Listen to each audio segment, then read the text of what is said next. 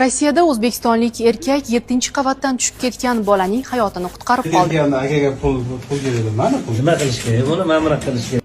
Dadasi! Dadasi! O'tiringda! O'tiringda! Dadasi Rossiyaga ketasiz.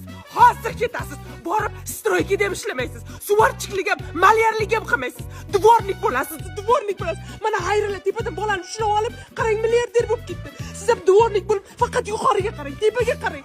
Biror nima tushib ketsa, shartta ilib oling, xo'p, yuqoriga qarang. Dadasi. Umidim sizdan katta. Boy bo'lib ketsak, mana uylarni qaytadan remont qildiramiz.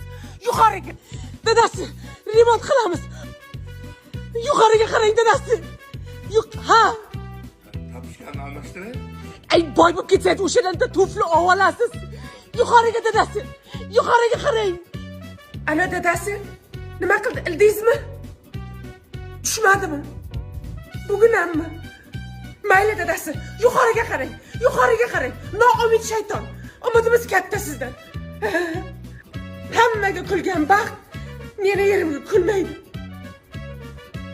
Bashariyamizda kuladigan basharimizda. Ala dadasi, tushdimi? Tushmadimi? Nimaga hammaga tushgan narsa sizga tushmaydi? Yuqoriga qarang, yaxshiroq qarab yuring dadasi. Ana tushyapti. Ana.